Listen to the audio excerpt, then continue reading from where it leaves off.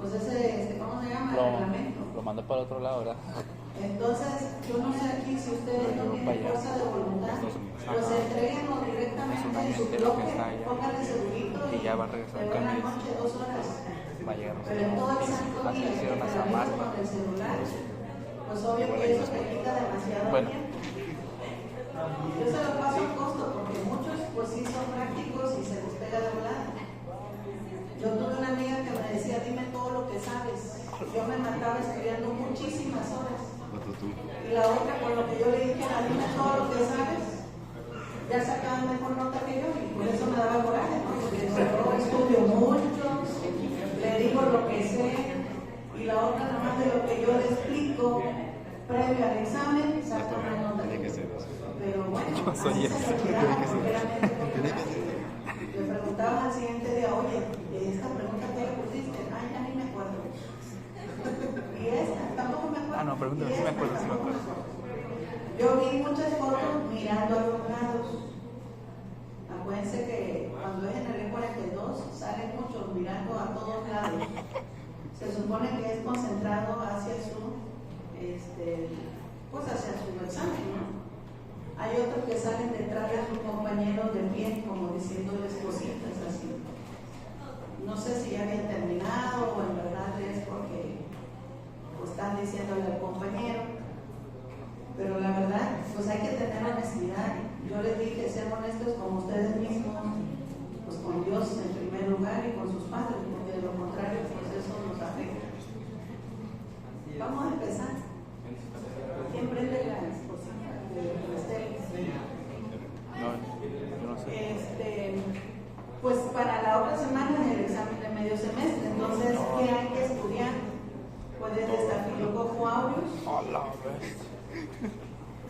Aureus, sí, pues todos los aureus, todos los estreptococos. El capítulo 11 que lo vimos en el laboratorio, el Clostridium y Bacillus.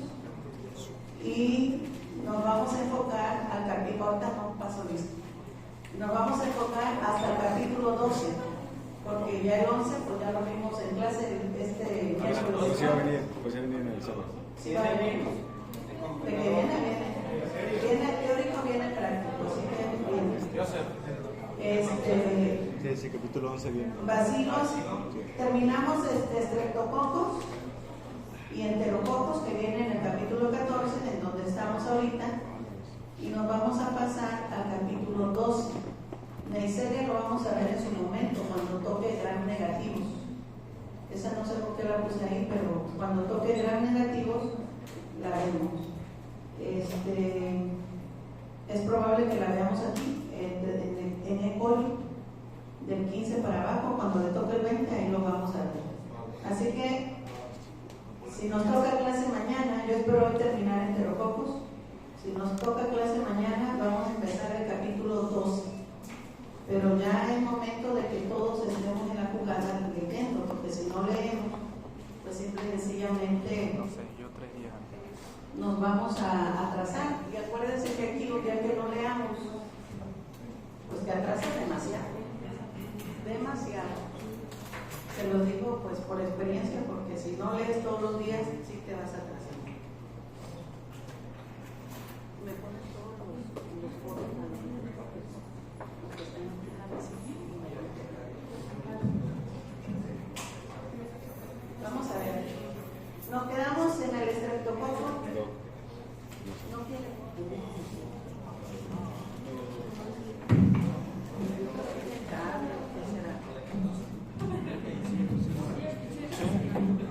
O sea, yo sé que no voy a estar jodido porque no me van a hacer todavía el completo. Pero si me van a dar el petrolaco, me lo voy a meter a la lengua las 3. Mira, eso máximo se debe llevar 4 horas. Todo. A las 7 salgo, a las Todo lo 8 que hemos visto hasta donde veamos. Hasta ahí. Porque es el medio semestre. Igual puedo poner desde el primer día para los que les fue mal o recuperan, ¿no? Ah, va a poner de primer parcial también. Doc, va a poner de primer parcial también. ¿Cuánto me hace usted? Vamos a poner del 11 hasta el que nos toque.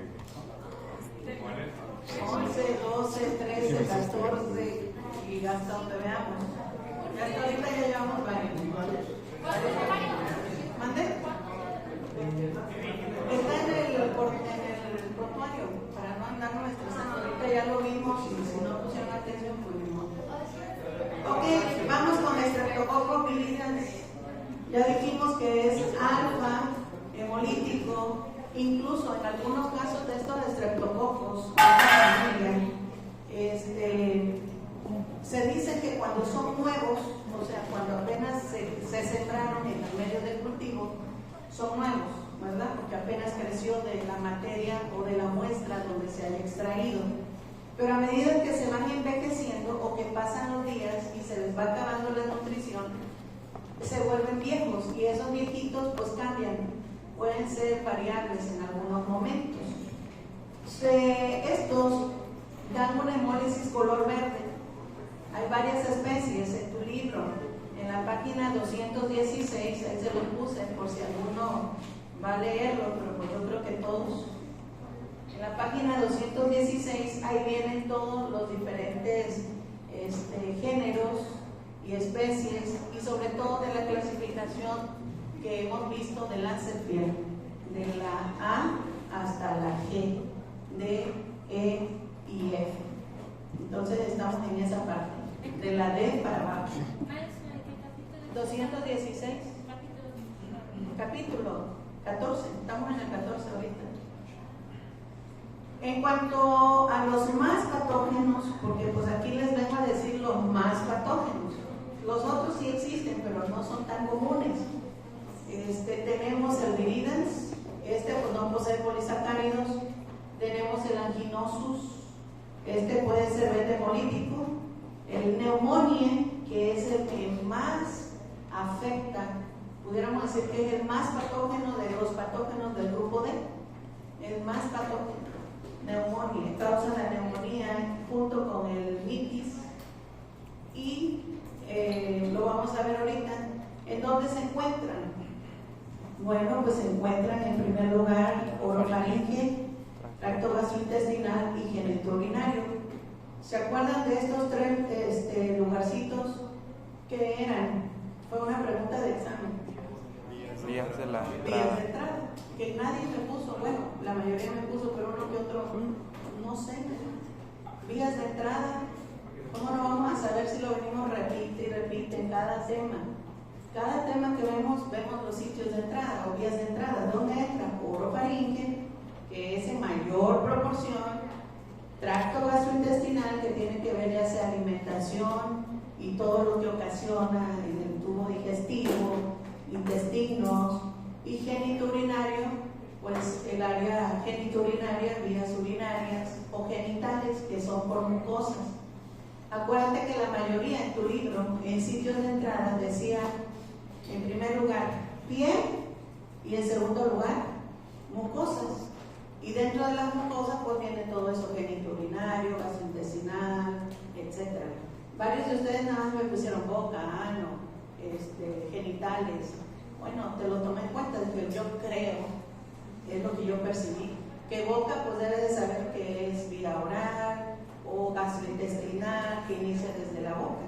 Eso espero, no estoy tan segura, pero yo pienso que sí.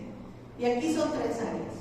Vamos a hablar del mutans adherencia. Fíjate que algo importante de todos ellos es que tienen adherencia. Adherencia, y ese también fue otra respuesta que teníamos que ver sobre el grado de caries.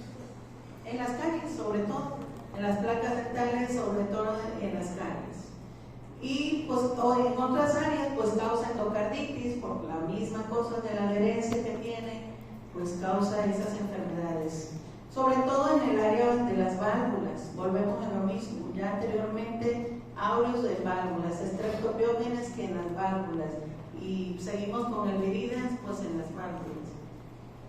El anginosus, incluso aquí vienen las enfermedades. El anginosus en todos los abscesos quiere decir que es tejido conectivo. El mitis causa septicemia o bacteremia. En tu libro también menciona la bacteremia.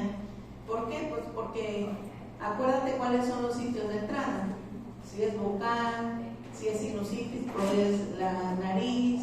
Si es otitis, pues es el oído. Al final de cuentas, te enfermas de una cosa y si no te tratas, te enfermas de las demás cosas, porque todo tiene conexión. El bovis, pues este nos causa neoplasias, sobre todo en pacientitos con cáncer y enfermedades gastrointestinales. Y la meningitis, pues ya dijimos que en primer lugar es la neumonía, pero también pueden estar otros allí presentes como el galloliticus, el suis y el mitis. Ahora, el viridans es algo exigente porque, sabes, le gusta desarrollarse en medios donde no hay presencia de oxígeno. Streptococo, dijimos que la familia de Streptococo no vive en presencia de oxígeno. Entonces, si no vive en presencia de oxígeno, ¿en qué vive? En presencia de dióxido de carbono, de 5 al 10% del dióxido de carbono. Y sobre todo, seguimos en lo mismo, en presencia de sangre de cordero o de hemoderivados. Si tenemos corderito, pues corderito. Si no tenemos, pues buscamos presencia de sangre. Hasta la humana le puede servir, lo hemos hecho. Resistente a penicilina, sobre todo el grupo mitis y el neumonía. Son altamente, pues, resistentes. Si hablamos de neumonía, esto se descubrió hace más de 100 años. Fíjate, más de 100 años. ¿Qué pruebas son? Sobre todo porque había muchas defunciones. Siempre se había buscado la enfermedad, sobre todo lo oculto. ¿Y qué hay más allá de lo oculto? Pues lo que encontró Luis Pasteur fue diplococos gram positivos encapsulados. Eso es lo que él encontró bajo las tinciones. Incluso tinciones viejas o cultivos viejos ya salen negativos, ya no salen positivos. Entonces se le considera que puede ser hasta variable también, porque a veces te lo puedo reportar como negativo, aunque toda la presentación sea, pues, positiva. La catalasa la da negativa en las pruebas de laboratorio, pues la flamólisis es anaerobio, seguimos en lo mismo. La prueba de la octoquina la da positiva. Acuérdate que tenemos bacitracina y octoquina. Bacitracina es papiógenes, octoquina es para neumonía, porque dentro de los estreptos los más patógenos dijimos que es piógenes y ahora le sigue el neumonía. Entonces, para diferenciarlos de uno de otro, pues hacemos la prueba de la octoquina y bacitracina. Uno la da positiva y pues da la octoquina sensitivo o positivo. Otra cosa que nos ayuda rapidísimo a saber que es neumonía es la bilis, porque dice que produce citólisis en bilis. Entonces, ¿qué hacemos? Pues esta secreción lo sembramos en la prueba de bilis, que se llama así, o en un medio que contiene espurina, bilis espurina, ahorita se lo voy a enseñar al final, y da colonias color negrito. Solo que esas colonias se pueden confundir con otro género que es el Streptococcus, el Enterococcus fecalis. Fíjate, el bilis espurina o la presencia de bilis también el Enterococcus lo ocasiona, solamente que sus sitios de acción o vías de entrada pues no son respiratorias, son mucosas, pero son genitourinarias, porque nos causan más infecciones de vías urinarias como los enterococos. Su nombre dice entero, tiene que ver con el área enterocolítica. Entonces tú te tienes que ir relacionando también por las tipificaciones, o sea, la nomenclatura forma parte importante. Diplococos, pues ya se dice que son como lancetitas. ¿Qué otra cosa? Seguimos en lo mismo, solo que le gusta desarrollarse más en ausencia de oxígeno. Puede crecer, fíjate, en oxígeno, solamente que son colonias muy puntiformes, chiquitas, que no se desarrollan al 100%, pero si lo ponemos en CO2, pues su desarrollo es pues muy bueno y no batallamos tanto en las pruebas. Si no lo ponemos en medios específicos y a temperatura específica, simple y sencillamente vamos a dar resultados falsos negativos, aunque sean positivos. ¿Por qué? Porque no se desarrollan, el desarrollo es importante. Y aquí, pues, se fermentan carbohidratos, ácido láctico sobre todo. ¿Qué tiene de virulente o de virulencia? ¿Cómo que es alfa hemolítico? Sí, no. ¿Perdón? O sea, es lo que dice de que es alfa hemolítico aunque haya oxígeno. Sí, pero su hemólisis no está muy desarrollada. O sea, sí pueden crecer en presencia de oxígeno, pero en este caso crecen muy chiquititas, o sea, no llega a un crecimiento total, donde tú veas presencia de hemólisis alfa, sino puede ser como algo translúcido, algo mínimo, que no se metió pues a las temperaturas y a las condiciones adecuadas. Pues sí, aunque uno, digamos en el caso, si tú me mandas un pacientito que quieres diagnosticar neumonía, un ejemplo, y tú me pones ahí probable diagnóstico o descartar neumonía, simple y sencillamente, pues al traerme la muestra del paciente, yo con esa indicación que tú me das previa, yo de inmediato lo pongo en CO2, porque sé que esta bacteria, su desarrollo total va a ser el CO2. Si yo no tuviera el CO2 o el GASPA, que es una olla especial, digamos yo aquí abajo no la tengo, aquí en el laboratorio no lo tengo. Entonces, si quiero hacer CO2, ¿cómo lo hago? Lo más fácil y rudimentario, un frasco de vidrio, solo que entra en las cajas de Petri. Un frasco de vidrio, pongo las cajitas, le pongo una veladora prendida adentro, la cierro, hasta que se le acabe el oxígeno a la vela, pues se apaga. Ahora me queda CO2. Ahí sí va a desarrollar, pero si yo no lo pongo como vamos a hacerlo cuando hagamos el sudado faríngeo, pues no tengo eso, entonces lo vamos a hacer normal. Te vas a dar cuenta que el estreptococo va a crecer muy chiquitito. Sí vamos a ver contra la luz la sombra de la hemólisis, pero si yo quiero verla bien, pues hay que poner los medios adecuados. Eso así es. ¿Qué tiene? Pues volvemos a lo mismo, parecido a aureus, parecido. Tenemos cápsula, que ya eso sabemos de que la cápsula es un factor de virulencia y sobre todo de protección para que no sean fagocitadas. No se lleva a cabo pues la ozonización, no se lleva a cabo la fagocitación, etc. Las adhesinas pues es altamente, porque le gusta adherirse, entonces en todas partes se adhiere, sobre todo en las células epiteliales y sobre todo en este caso pues en las células alveolares. Los alveolos pues no lleva a cabo la fagocitación, entonces pues no hay defensas. El ácido teicoico, peptidoglucano, aquí se incluye la amidasa y neumolicina, que son dos cosas que no lo tenía el aureus.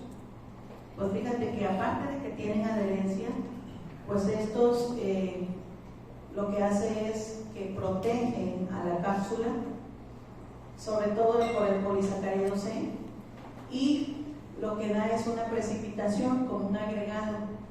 Y cuando hacemos la prueba de la proteína C reactiva en presencia del ion calcio, pues nos da positiva la prueba. Entonces esto nos indica que hay presencia de un proceso inflamatorio y sobre todo pues de Streptococcus pneumoniae.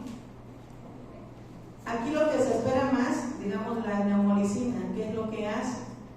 Pues simple y sencillamente activa el complemento, sobre todo la vía clásica, la producción de leucina, factor de necrosis tumoral, por los leucocitos que pues, están activados porque ya hubo ozonización, pasa la migración y sobre todo por el proceso inflamatorio, por eso te da la proteína C reactiva positiva y eso me está indicando que hay un daño tisular en el tejido conectivo.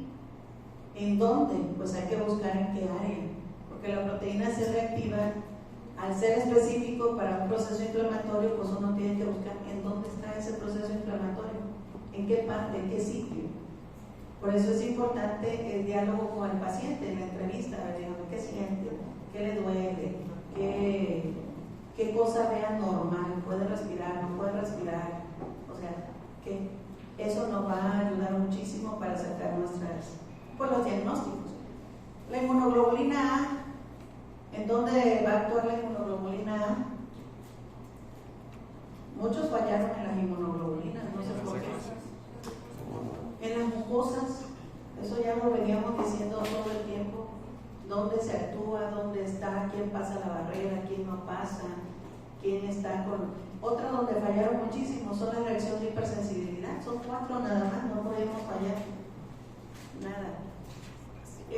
Pues aquí, fíjate, se liga a la bacteria y a la mucina, porque pues en todo hay mucina o moco. Esto queda atrapado, por lo tanto, pues la inmunoglobulina junto con las proteasas, pues lo que hace es pues protegernos contra destrucción, pero acuérdate que tenemos la neumolicina, que esta neumolicina es una citotoxina parecida a la streptolicina O. ¿Quién tiene la streptolicina O? Biógenes. Entonces actúa igual como el biógenes, se fija el colesterol o a células epiteliales y lo que hace es que crea poros en la membrana, sobre todo barre el moco y de esa manera hace que el neumococo pues vaya viajando. Tal vez estaba en vías respiratorias superiores, ahora va viajando a inferiores y pues llega hacia nuestros pulmoncitos. Y de ahí pues empieza a hacer ahora sí los estragos de la vida. Y la fosfocolina, se encuentra en la pared celular del Streptococcus pneumoniae, se fija a los receptores y sobre todo activa las plaquetas, a las células endoteliales, a los leucocitos, en el tejido pulmonar. Y pues esto también puede causar meningitis. Y simple y sencillamente lo que ellos quieren o lo que ellos hacen es que no se lleve a cabo nada de la fagocitosis, ni mucho menos que vayan al sitio de acción, como que es sitio de inactivación prácticamente. Por eso es altamente patogénico, por toda la cantidad que ellos tienen o todos los antígenos que presenta la bacteria, de tal forma que al adherirse a cualquier área débil, pues ahí desarrollan las enfermedades. A partir de 6 meses pues empieza la colonización, porque inicialmente pues hay sin que haya enfermedad, pero si salen del caos pues obvio que ya son la presencia de las enfermedades orofaringe, nasofaringe. Y pues ¿cómo se hace la serotipificación? Pues con los antisueros que ya los venden. Simple y sencillamente nosotros lo que queremos es obtener las muestras. ¿De dónde? Orofaringe, nasofaringe, o simple y sencillamente si es de los pulmones, pues obtener flemas, que al inicio pues hay muchas flemas de diferentes colores, en los senos paranasales que causa sinusitis, en el oído que causa otitis, en las meninges con meningitis, y todo esto llega hasta septicemia o bacteremia. Hay que evitar que llegue hasta este punto. Ahora, las vacunas. Pues las vacunas han sido un momento muy importante o un punto muy decisivo que se ponen desde recién nacidos. Ustedes ya vieron eso de la tarjeta de vacunación en mi epidemia. ¿Sí vieron epidemiología, no? O salud pública. En salud pública. Pues ahí vienen que le tocan al recién nacido en cuanto va creciendo sus refuerzos. Esto ha ayudado mucho a que con los niveles de anticuerpos pues ayuden a proteger a los más propensos. ¿Quiénes son los más propensos aquí? Niños y ancianos. ¿Por qué los niños? ¿Y por qué los ancianos? A ver. Porque no han desarrollado. Niños primero. Porque no han desarrollado su sistema inmune. Fíjate, no tiene el sistema inmune, nada más tiene la inmunoglobulina G que le pasó su mamá. Pero de ahí pues está el niño está así como las personas adultas inmunocomprometidas, ya sea por enfermedades, los adultos, ya sea que traigan cáncer, ya sea que traigan VIH. ¿Perdón? No tengan el vaso. Esplenectomía, ¿sí? Pues todo, o sea, los achaques de la vida te cobran factura tarde o temprano. Y sobre todo en los adultos mayores, pues nos cobran vida más rápido. ¿Por qué? Porque ya nuestras defensas no están bien. No hay. Ahora, pues aquí en cuestión de los riesgos, pues son lo que acabo de decir, personas más comprometidas, la disfunción del vaso, que sería la esplenectomía, eso pues no ayuda. Las personas con diabetes, las personas con influenza, las personas, fíjate, con alcoholismo y los que se usan drogas, dicen que ellos son los más propensos también. A veces le decimos a los pacientitos, pero pues no, o al mismo ser humano y no hace caso. El hecho de fumar también no ayuda, al contrario, lo que hace es barrer las mucosas y ahora sí pasa directo al sitio para empezar a hacer sus estragos. ¿Qué podemos hacer para tomar la muestra? Pues aspirados. Acuérdate que los aspirados alveolares o pleurales, líquidos pleurales, para un recién nacido, ¿qué muestra vamos a pedir? Porque el recién nacido pues no saca nada. Puede estar enfermito, pero sus reflejos todavía de tos pues no están muy desarrollados. Pues para no batallar con los recién nacidos se pide punción de líquido. En este caso, líquido cefalorraquídeo. Es lo que se pide. Porque hay que evitar que haya septicemia. El bebé rápido se infecta y por rápido se va a morir. Entonces, si demoramos un poco en solicitar estudios, ese tiempo de espera o tiempo para hacer estudios y diagnosticar, pues puede pasar rápido y el pobre pacientito pues se nos puede ir. Así que, ¿cuáles son las manifestaciones clínicas? Pues presencia de escalofríos, la fiebre, volvemos a lo mismo, signos vitales. Si no hay chequeo de signos vitales, pues te quedan así como que, ¿y qué siente? ¿Ya le checaron la temperatura? No, pues no. ¿Ya le checaron la saturación de oxígeno? No, pues no. Es importante hacerlo porque nada más con la fiebre, escalofríos, presencia de tos, incluso, ¿qué color tienen las flemas que usted está expulsando? Son verdes, son amarillas, son presencia de sangre, trae puntitos rojitos, es negro. Bueno, pues ya eso ya nos da. Dice aquí con presencia también de hemoptisis, pues sí, hay presencia de sangre. Dolor de pecho, hay gente que le duele el pecho que cuando tose siente que le entierran pues cosas muy fuertes, pues sí, porque es desgarre. ¿Qué otra cosa? Pues eso es más para neumonía y bronconeumonía. Y pues hay que corroborar con unos rayos X, de tal forma que ahí pueden ver ustedes, pues cuando ya lleven esta interpretación, la zona donde hay sitio de lesión, incluso puede haber hasta derrame pleural en pequeñas cantidades, pero pues, sobre todo esto puede ser algo distintivo, porque acuérdate que también las infecciones virales pueden causar problemas. Entonces, infecciones virales, su tratamiento es diferente. En infecciones bacterianas, pues hay que dar antibiótico. La mortalidad dice que es más o menos del 5%, depende de la edad. Y sobre todo, pues en pacientes con presencia de disfunción del vaso o esplenectomía, pues son los más afectados. La otitis media es más común en niños. La sinusitis no respeta edades.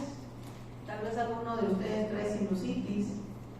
Pues hay que atenderlo porque ¿quién es el causante? Es el Streptococcus pneumoniae.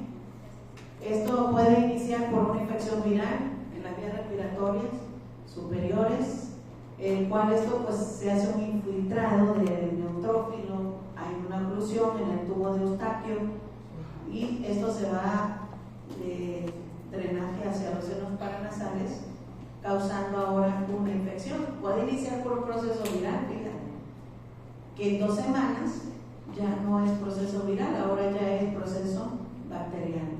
Y la meningitis, llega pues por bacteremia, que es sistémico, o puede llegar por una infección de otitis.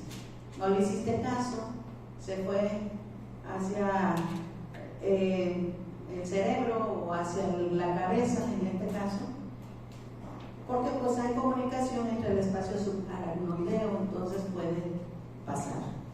Hay que cuidar mucho de sinusitis. Muchas personas no no se atiende, están enfermos pero no se atienden. ¿Cómo se corrige todo esto? Pues ya cuando hay obstrucción en los senos paranasales, pues simple y sencillamente hay que hacer una cirugía. Hasta cirugía nos puede llevar esto.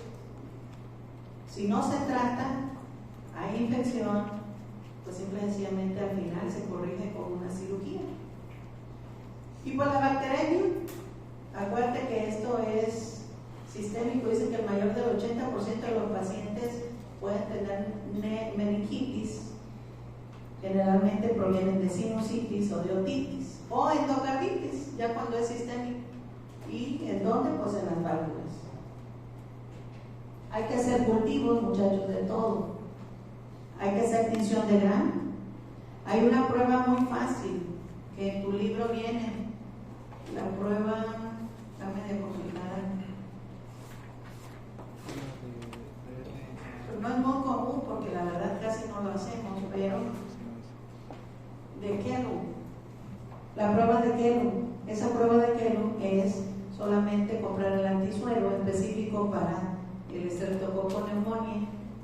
Podemos usar flemas, podemos usar líquidos, podemos usar incluso hasta la orina, porque ahí vamos a ver en los desechos urinarios presencia del diplococo encapsulado en menor cantidad, pero ya cuando es sistémico, pues hasta en la orina.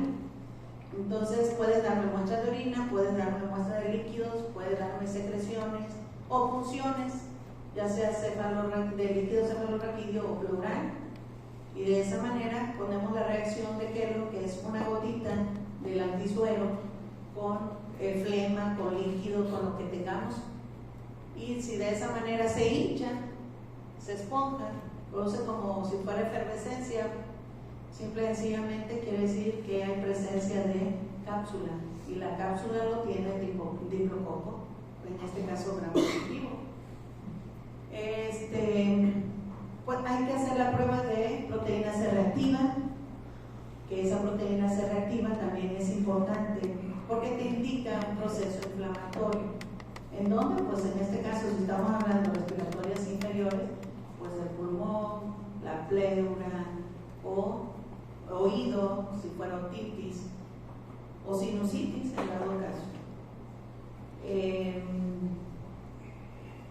Los pediátricos dicen no es para pediátricos. ¿Qué no es para pediátricos? Muestras de orina. Muestras de orina no es para pediátricos. Para pediátricos es líquido cefalorraquídeo. ¿Ok? Aquí es lo que nosotros vemos, puros diplocoquitos en forma de lanza. Y lo que refringe aquí alrededor, que es así como translúcido, es la presencia de la cápsula, que es lo que se hincha. Entonces, pues lo que nosotros observamos al microscopio. Tratamiento, pues hay mucha resistencia a penicilina y tetraciklina. Entonces, ¿qué se puede dar en menor cantidad? Pues ceftriaxona o cefalosporina. Pero las quinolonas, la vez pasada me dijo una compañerita de aquí que de las quinolonas, bueno, las fluoroquinolonas son importantes, esas sí ayudan, como levofloxacino, vancomicina, ceftriaxona. Esto es en inyecciones y sobre todo en todas estas infecciones severas. Si la persona toma puntualmente el tratamiento, pues se lo has tomado, pero si es una persona que no, mejor es venoso. Si la persona que es alérgica a penicilina, puedes darle penicilina G con aminoglucósidos o vancomicina. Sobre todo, pues hay muchas personas que son alérgicos. Y pues la vacuna, no podemos descartar la vacunación. La vacunación es importante para todas las edades, sobre todo los niñitos en edad inicial. Para los adultos que tienen alto riesgo, bueno, se les pone otra que es la 23 valente, ya para adultos, pero para los niñitos es la 7 valente o séptima valente. Hay uno que le ponen pentavalente. Bueno, depende de lo que tengamos en el mercado, porque a veces los libros te dicen esto es específico, pero las farmacias no lo proveen, o solamente determinados tipos de farmacias. Vamos a ver más adelante otra enfermedad que esa Pues sí tiene tratamiento, tiene curación, pero como no lo venden, entonces pues hay muchas defunciones. Pero no está porque no lo quieres atender tú, sale de tu caos. O sea, ¿a dónde lo mandas a comprar? La patente no lo vende y las similares tampoco lo venden. Entonces te quedas así como que, ¿qué onda? ¿A dónde lo mandamos? ¿A dónde lo mandaría? Pues en primer lugar a la voluntad de Dios y en segundo lugar a las medicinas alternativas. Por eso la medicina alternativa está cobrando mucho auge. Mucho auge. Primero a Dios, porque Dios es el que tiene el control y hace milagros. Puede haber personas en etapa de defunción que tú dices te quedan 3 meses y Dios dice no, todavía te necesito para testificar y alarga la vida. ¿Cómo? Pues por milagro, ¿qué? Te hacen estudios, te hacen estudios, te hacen estudios y ahora todo está revertido. Ya no hay, te hacen biopsias, ya no hay. Te hacen resonancias, todo está bien. Pues es Dios, o sea, Él es el máximo médico divino, entonces por les digo, a la voluntad de Dios. Pues por último, vemos el enterococcus, que son como 5 o 6 diapositivas, no hay mucho de enterococcus. El enterococcus no avanza.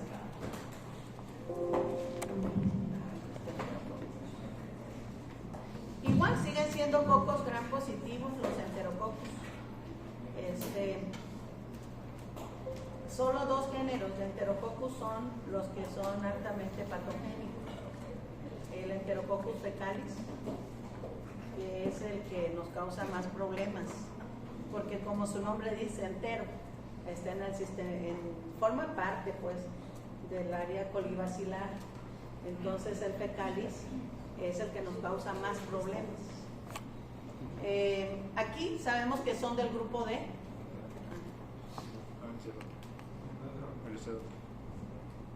Sabemos que son del grupo D. Y estos enterococcus se reclasificaron. ¿Por qué? ¿Por qué piensan que se reclasificó? Pues son poquitos en pares. Si son poquitos en pares, estamos hablando que son como diplococos. Pero fíjate, se reclasificó porque no forman parte del sistema respiratorio.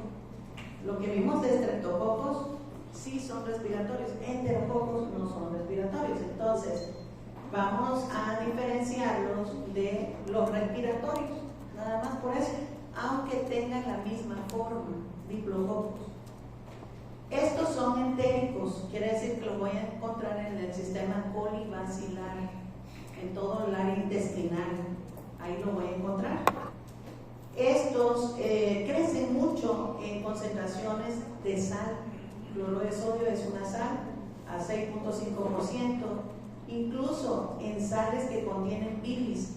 ¿Se acuerdan que el biridans también reacciona contra la bilis? Pues, ¿qué es la reacción contra la bilis? Da colonias negras, como lo vemos aquí, en el medio que se llama bilis esculina. Hay presencia de bilis.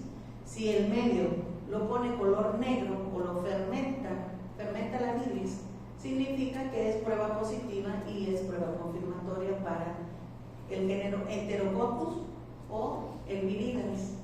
Pero acuérdate, no da pruebas ni de bacitracina ni de octoquina.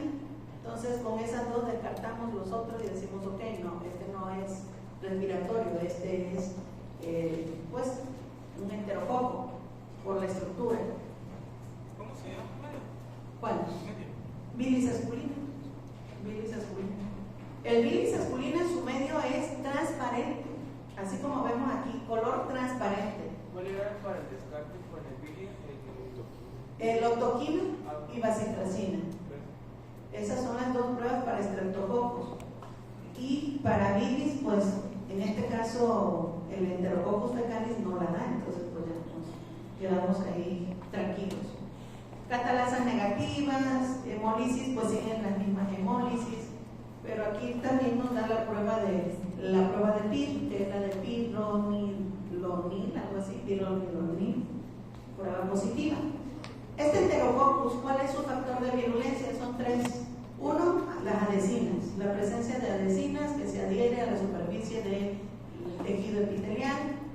Los factores que secretan, pues ¿cuáles son esos factores? Uno, pues la proteína enterocóxica, que se fija las adhesinas al colágeno, las adhesinas al carbohidrato, las histolicinas. Estas histolicinas son factores de secreción, producen hemólisis y daño tisular. Las feromonas que intervienen en la secreción de sustancias de la agregación y producen una reacción inflamatoria. Así que si yo a este le hago una muestra de proteína C reactiva, pues me va a salir positiva también. La prueba de la gelatinasa que hidroliza la gelatina. Esa gelatina se encuentra en el área prácticamente de las mucosas intestinales, colágeno, hemoglobina, pues simple y sencillamente, fíjate. Y al haber hemoglobina o al destruir, pues vamos a ver presencia de sangre, aunque nosotros no lo veamos, en mínimas cantidades. Y la 3 es la resistencia a los antibióticos. ¿Por qué? Porque acuérdate que en el libro vimos que la resistencia a fármacos es mediada por los plásmidos, que también fue pregunta de examen. Y nadie me puso los plásmidos. Y luego, ¿dónde se encuentran esos plásmidos? Que también fue pregunta.